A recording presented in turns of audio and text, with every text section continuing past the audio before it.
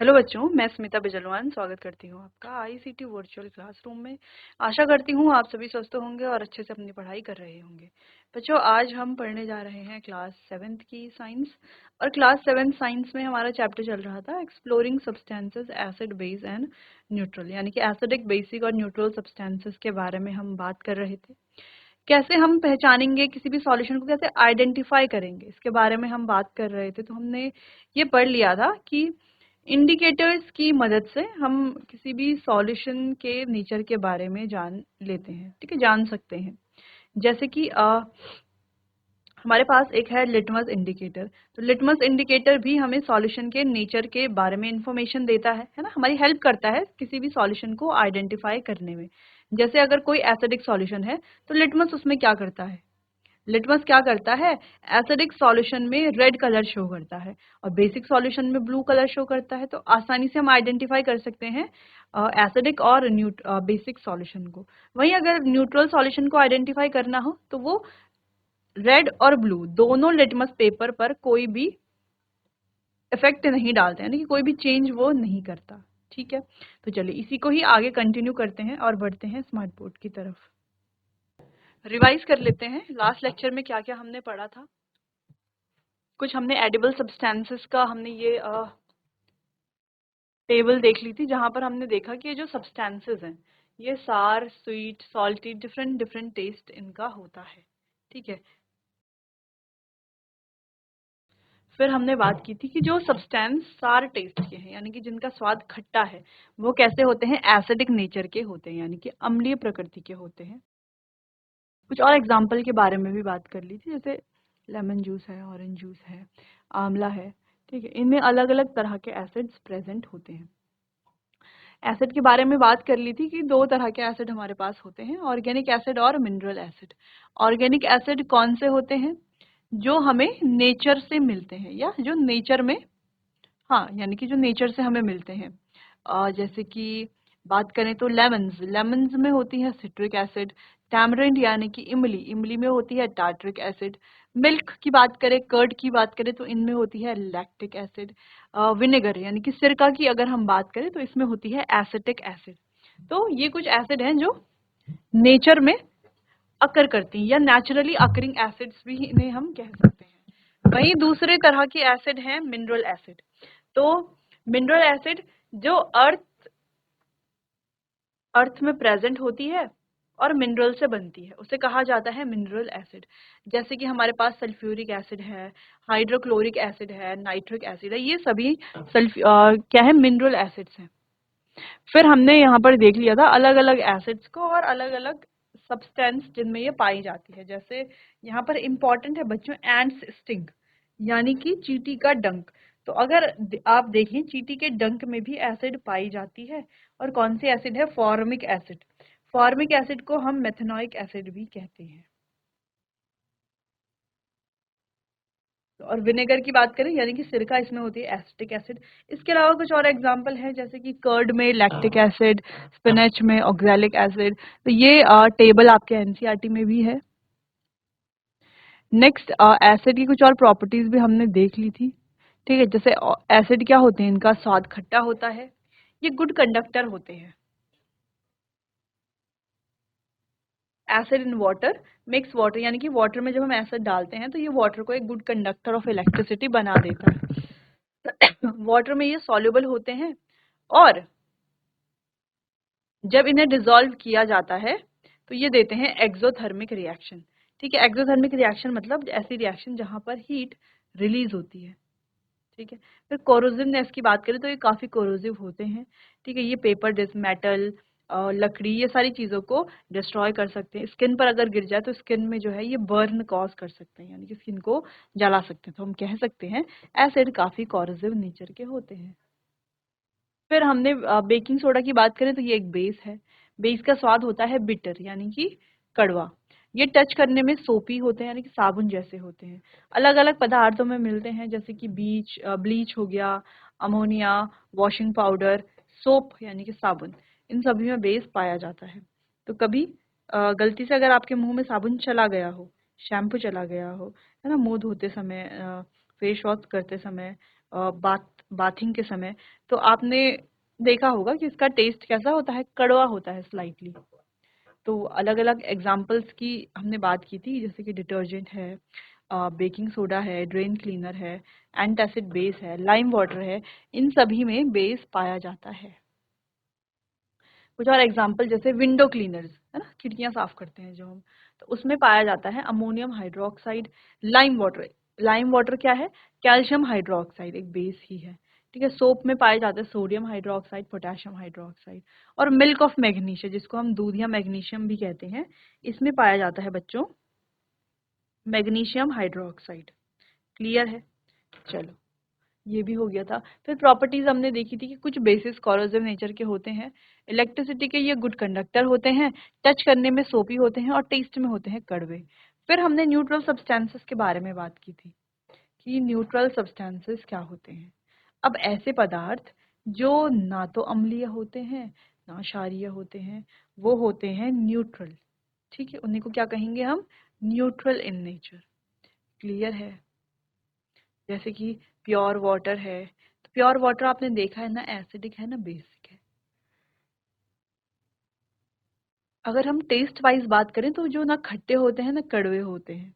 ठीक है, इनका टेस्ट क्या है, प्योर वाटर तो टेस्टलेस होता है। नमक की बात करें तो सॉल्टी टेस्ट है, शुगर की बात करें तो स्वीट टेस्ट है। ठीक है, तो डिफरेंट टेस्ट इनका होता है। ये है पीएच स्केल बच्चों, जो हमें किसी भी सॉल्यूशन के एसिडिक, बेसिक और न्यूट्रल, अच्छा एल्केलाइन भी बेसिक हम कह सकते हैं। ठीक है, बाकी हायर क्लासेस में आप डिफरेंशिएट कर पाएंगे बेस और एल्केलाइन के बीच में।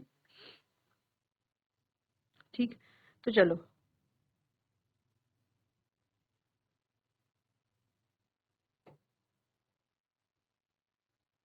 चलिए, तो यहाँ पर जैसा आपको दिख रहा है 0 से लेके 6 तक ये है एसिडिक सॉल्यूशंस, 8 से लेके 14 तक ये है एल्केलाइन सॉल्यूशन। 7 की अगर हम बात करें तो 7 नंबर होता है न्यूट्रल का। तो जितने भी हमारे न्यूट्रल सॉल्यूशन होते हैं उनका पीएच होता है 7। चलिए, तो अगर आपसे ऐसा क्वेश्चन पूछा जाए कि आपको एक सॉल्यूशन दे दिया गया है जिसका पीएच है 4, और एक और सॉल्यूशन दे दिया गया है जिसका पीएच है 12, तो आप क्या कहेंगे कि सॉल्यूशन ए एसिडिक है या बेसिक है, या सॉल्यूशन बी एसिडिक है या बेसिक है? तो आपको दिया गया सॉल्यूशन ए जिसका पीएच है 3। ठीक है, तो आप क्या कहेंगे ये कैसे कैसा सॉल्यूशन है? ये है बच्चों एसिडिक सॉल्यूशन। ठीक है, ये 0 से लेकर के 6 तक जिनका पीएच 6 तक जो पीएच शो करते हैं वो सभी एसिडिक नेचर के होते हैं। वहीं आपसे दूसरा सॉल्यूशन में पूछा जा रहा है कि इसका पीएच है 13, इसका नेचर बताइए। तो आप क्या बताएंगे? देखो, अगर वो है, अगर उसका पीएच है 13 यानी कि पीएच क्या है, 7 से ज़्यादा है, तो वो क्या होते हैं, बेसिक नेचर के। तो आसानी से आप बता सकते हैं कि कोई सॉल्यूशन पीएच वैल्यू से आप आसानी से किसी भी सॉल्यूशन के नेचर के बारे में बता सकते हैं। मान लीजिए कोई सॉल्यूशन है उसका पीएच है 4.5, इसका पीएच है 5.5, तो आप आसानी से बता दोगे ये सॉल्यूशन एसिडिक है। वहीं अगर 7 से ज़्यादा पीएच है, मान लो पीएच है 8, 8.5, 10, 10.5, 14 है, 13.5 है, 13.7 है, तो आप बता देंगे सॉल्यूशन कैसे हैं, एल्केलाइन है। ठीक,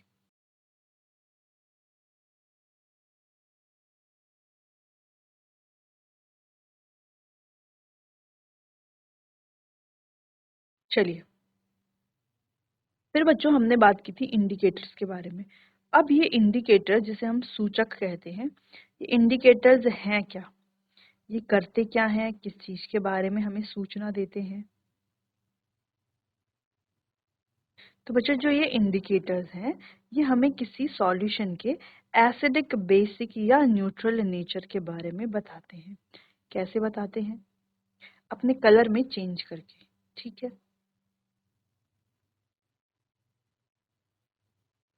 चलिए, तो हमने लास्ट लेक्चर में ये डिस्कस किया था कि हमारे पास अलग अलग तरह के इंडिकेटर हैं।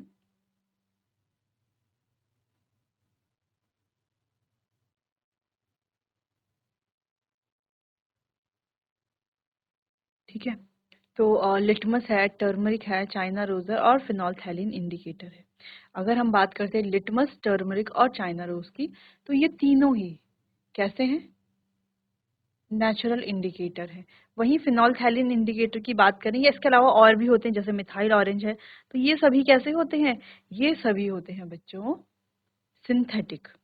ठीक है, सिंथेटिक इंडिकेटर्स होते हैं। चलिए, तो इतना आप नोट कीजिए, फिर आगे बढ़ते हैं।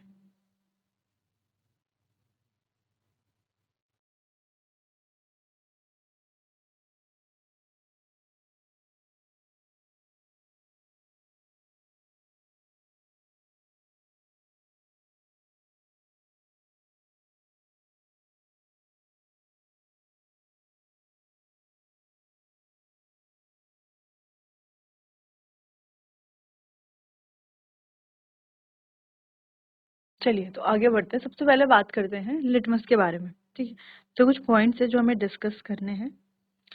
अच्छा, तो जब हमने पहले चैप्टर को पढ़ रहे थे, तो वहां पर भी इसको हमने डिटेल में डिस्कस किया था। ठीक है, लिटमस के बारे में बात। लिटमस क्या है? एक नेचुरल इंडिकेटर है, जो कि हम पहले डिस्कस कर चुके हैं। नेचुरल इंडिकेटर है यानी कि नेचर से हमें मिलता है। नेचर से कैसे मिलता है बच्चों? लाइकेन, लाइकेन से इसे एक्सट्रैक्ट किया जाता है। तो यहाँ पर एक पॉइंट है, it is extracted from lichen, lichen से इसे एक्सट्रैक्ट किया जाता है। ठीक है, इट हैज मैव यानी कि पर्पलिश कलर होता है इसका, डिस्टिल्ड वाटर में, आसुत जल में ये देता है पर्पलिश कलर, यानी कि होता है पर्पलिश कलर का। तो हमारे पास दो तरह के इंडिकेटर्स अवेलेबल होते हैं, एक रेड कलर का और एक इस तरीके से ब्लू कलर का। ठीक है, रेड और blue. When added to an acidic solution, तो जब इसे किसी एसिडिक सॉल्यूशन में डाला जाता है तो ये हो जाता है रेड, और जब किसी बेसिक सॉल्यूशन में डाला जाता है तो ये हो जाता है ब्लू। ठीक, it is available in the form of solution और in the strips of paper. तो ये सॉल्यूशन की फॉर्म में और पेपर की स्ट्रिप्स के फॉर्म में भी अवेलेबल है। स्ट्रिप्स की फॉर्म में कैसे? ऐसे, जैसे ये दो हमने स्ट्रिप्स बनाई, रेड और ब्लू। ठीक है, तो ऐसे स्ट्रिप्स की फॉर्म में अवेलेबल है और सॉल्यूशन की फॉर्म में भी अवेलेबल होता है। ठीक है, तो दोनों को ही हम यूज कर सकते हैं एज एन इंडिकेटर। ठीक है, सॉल्यूशन भी और स्ट्रिप्स भी। और ये दो कलर में अवेलेबल है, red and blue litmus paper. तो जैसे हमने स्ट्रिप्स ऊपर बनाई, रेड और ब्लू, इस तरीके की स्ट्रिप्स में ये अवेलेबल होता है। ठीक है, तो आसानी से हम किसी सॉल्यूशन का नेचर इससे बता सकते हैं। नोट कीजिए इतना लिटमस के बारे में।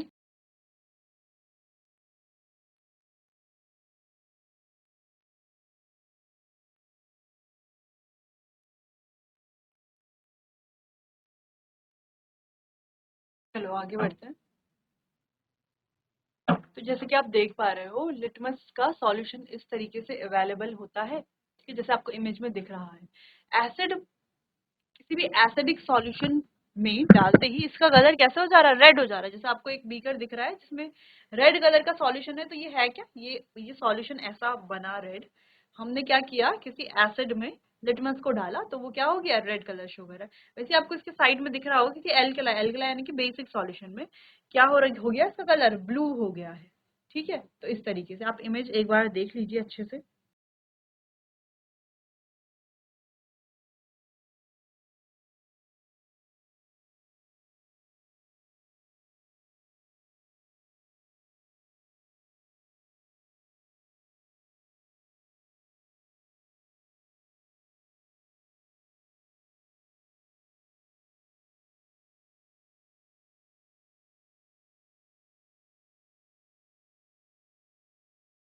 चलिए, अब बात करते हैं स्ट्रिप्स में कैसे, जैसे हमारे पास दो स्ट्रिप्स हैं, ब्लू और रेड कलर के स्ट्रिप्स, तो कैसे हम यहाँ पर किसी सॉल्यूशन के नेचर के बारे में जानते हैं। तो जैसे आपको ये स्ट्रिप्स दिख रही हैं यहाँ पर, ठीक है, तो अगर हम देखें रेड लिटमस पेपर, उस पर जब हम कोई एसिड डालते हैं, अब लिटमस पेपर पेपर पहले से ही रेड है और हम इसमें एसिड डाल रहे हैं। ठीक है, तो इस पर कोई भी इफेक्ट नहीं पड़ेगा। ठीक है, लेकिन अगर लिटमस पेपर क्या है? ब्लू है, और अब हम इसमें एसिड डाल रहे हैं, तो लिटमस पेपर किस में चेंज हो जाएगा? ब्लू से किस में चेंज हो जाएगा? रेड में चेंज हो जाएगा। वहीं अगर लिटमस पेपर रेड है और इसमें हम कोई एल्केलाई या बेसिक सॉल्यूशन डाल रहे हैं तो ये रेड लिटमस पेपर चेंज हो जाएगा ब्लू में। वहीं अगर ब्लू लिटमस पेपर है और इस पर हम कोई बेस डाल रहे हैं तो यहाँ पर कोई चेंज नहीं आएगा, जिससे हमने यहाँ पर टेबल के माध्यम से देख लिया है कि देखो अगर आप रेड लिटमस पेपर है, एसिड के साथ टेस्ट करते हैं तो कोई चेंज नहीं आया आता, लेकिन बेस के साथ चेंज करते हैं तो ये रेड को ब्लू में चेंज कर देता है। वहीं ब्लू लिटमस पेपर को जब हम एसिड के साथ टेस्ट करते हैं तो ब्लू लिटमस रेड में चेंज हो जाता है। वहीं जब हम इसे बेस के साथ टेस्ट करते हैं तो बेस में ये कोई चेंज नहीं देता। क्लियर है इतना? थोड़ा बहुत आपको समझ में आया होगा। चलिए इतना आप नोट कर लीजिए, आप ये ड्रॉ कर सकते हैं।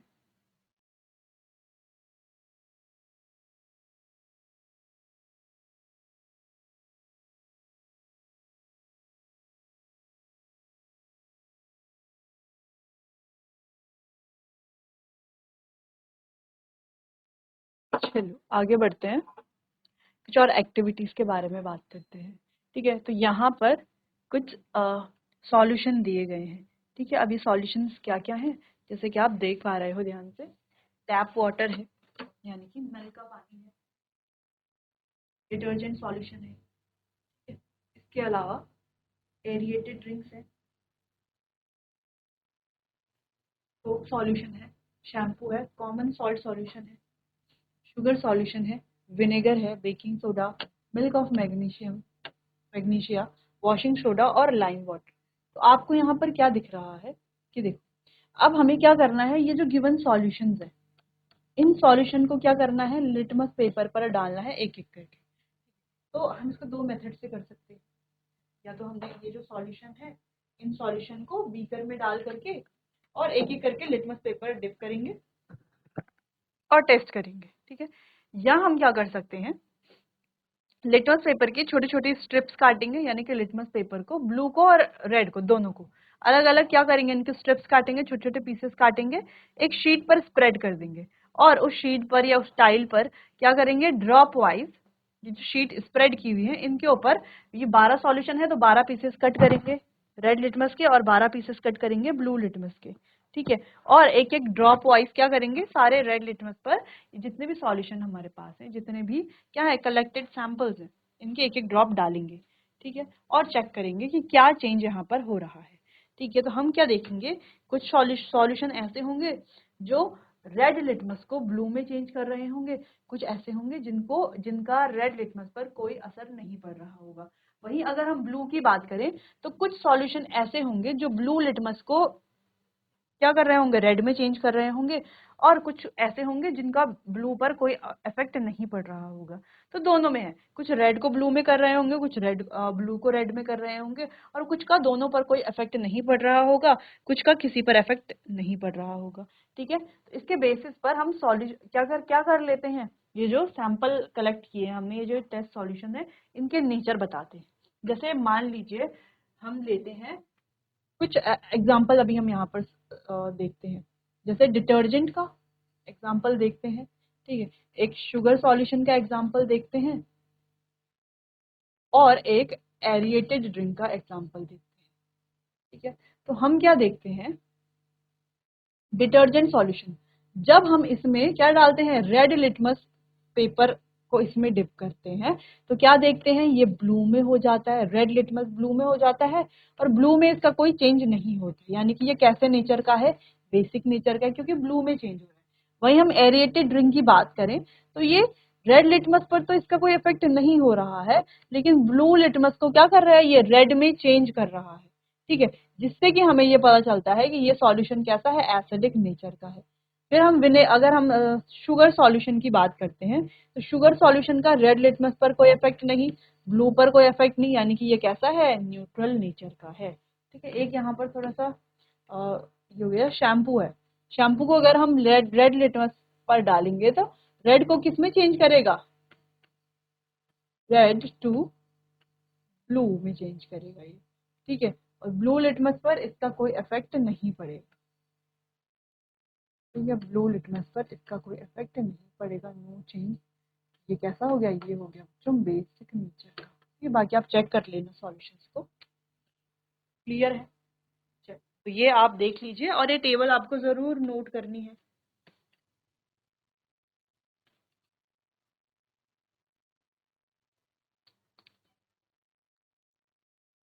चलिए आगे बढ़ते हैं। Can we expect the same result using solid baking soda and dry litmus paper?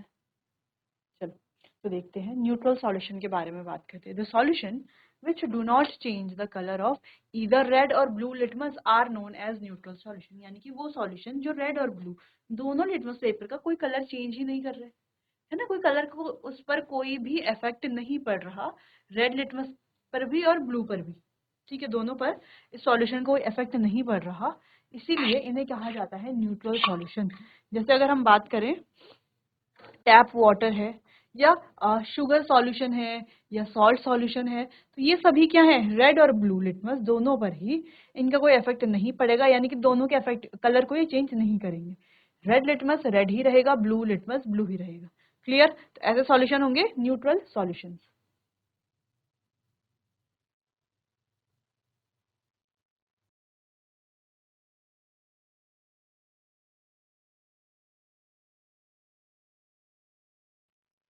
आगे बढ़ते हैं, बात करते हैं टर्मरिक इंडिकेटर की। अब टर्मरिक इंडिकेटर बनाना है तो बहुत आसान, पहले भी हमने डिस्कस किया हुआ है इसे। हमें क्या करना है, एक टेबल स्पून टर्मरिक पाउडर ले लेना है, उसमें वाटर डाल देना है और उसको एक पेस्ट बना लेना है। अब इस पेस्ट में हमें कोई ब्लॉटिंग पेपर डाल देना है या कोई फिल्टर पेपर हम यूज कर सकते हैं। वो डाल करके हमें इस पेस्ट को उस पर अच्छे से लगा लेना है और फिर इस पेपर को सुखा लेना है। अब इस पेपर को जब हम सुखा लेंगे तो सूखने के बाद ये पेपर कुछ कुछ ऐसा दिखेगा हमें, है ना, ऐसा दिखेगा ना टर्मरिक का पेपर शीट पर, क्योंकि पूरी हल्दी लगी हुई होगी। अब हमने इसको ड्राई भी कर लिया है तो कुछ इस तरीके से ये दिखेगा। चलो ये तो क्लियर। अब हमें क्या करना है, इसे स्ट्रिप्स में काट देना है। कैसे स्ट्रिप्स में काट देना है, इस तरीके।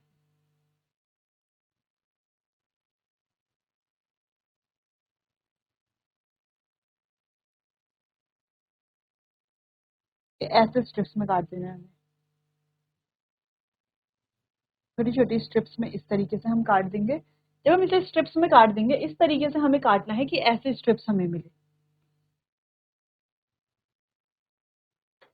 अब इन स्ट्रिप्स का यूज हम कर सकते हैं किसी भी सॉल्यूशन के नेचर को जानने के लिए, ठीक है। लेकिन यहाँ पर दो तीन चीजें इंपॉर्टेंट है। अब वो चीजें इंपॉर्टेंट क्या है बच्चे, जैसे हमें यहाँ पर एक्टिविटी दिख रही है, ठीक है, किसी भी एसिडिक सॉल्यूशन में ये क्या करता है, ये जो लिटमस है, सॉरी लिटमस नहीं, ये जो टर्मरिक इंडिकेटर है, किसी भी सॉल्यूशन में ये क्या करता है, कलर चेंज तो करता है, लेकिन अगर सॉल्यूशन एसिडिक है तो ये कोई कलर में चेंज नहीं करता, ये येलो का येलो ही रहेगा। लेकिन अगर सॉल्यूशन कोई बेसिक सॉल्यूशन है तो ये कैसे कर लेता है, अपने कलर को रेड कर लेता है, ठीक है। जैसे हम यहाँ पर देख पा रहे हैं इमेज में, ये देखो, ये सॉल्यूशन कैसा है, एसिडिक है, तो यहाँ पर इसका कलर येलो ही है। यहाँ पर ये सॉल्यूशन कैसा है, बेसिक है, और यहाँ पर इसका कलर कैसा है, रेड है, ठीक है। चलो अच्छा, यहाँ पर इन्होंने सॉल्यूशन लिया हुआ है, हम सॉल्यूशन की जगह स्ट्रिप्स भी ले सकते हैं या सॉल्यूशन भी ले सकते हैं, ठीक है। तो turmeric is a natural indicator which change colour from yellow, yellow से रेड ऑरेंज बना देता है जब इसे किसी बेसिक सॉल्यूशन में डाला जाता है, और येलो ही रहता है जब ये किसी एसिडिक सॉल्यूशन में डाला जाता है, ठीक है। अगर हम न्यूट्रल सॉल्यूशन की बात करें तो न्यूट्रल सॉल्यूशन में ये कोई भी कलर चेंज नहीं करता, ठीक है, वहां पर ये कोई भी कलर में चेंज नहीं करेगा। चलिए बच्चों, तो नोट कर लीजिए इसे।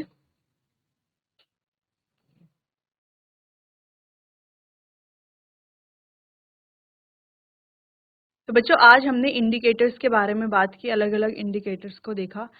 सबसे पहले हमने बात की नेचुरल इंडिकेटर में लिटमस के बारे में बात कि लिटमस इंडिकेटर क्या है और कैसे ये काम करते हैं, कैसे हमें किसी सॉल्यूशन के नेचर के बारे में बताता है, ठीक है। तो हमने काफ़ी सारे टेस्ट भी यहाँ पर करके देखे, ठीक है, बहुत सारे सैंपल जो हमने कलेक्ट किए थे, देखा कि उनका नेचर कैसा है, कैसे हम चेक करेंगे। फिर बात की टर्मरिक इंडिकेटर की, टर्मरिक इंडिकेटर बनता कैसे है और कैसे ये हमें सॉल्यूशन के नेचर के बारे में बताएगा, कैसे कलर चेंज करेगा, ठीक है? तो चलिए बच्चों, बाकी इसे डिटेल में डिस्कस करेंगे हम अपने आने वाले अगले सेशन में। तब तक के लिए आपका बहुत-बहुत धन्यवाद।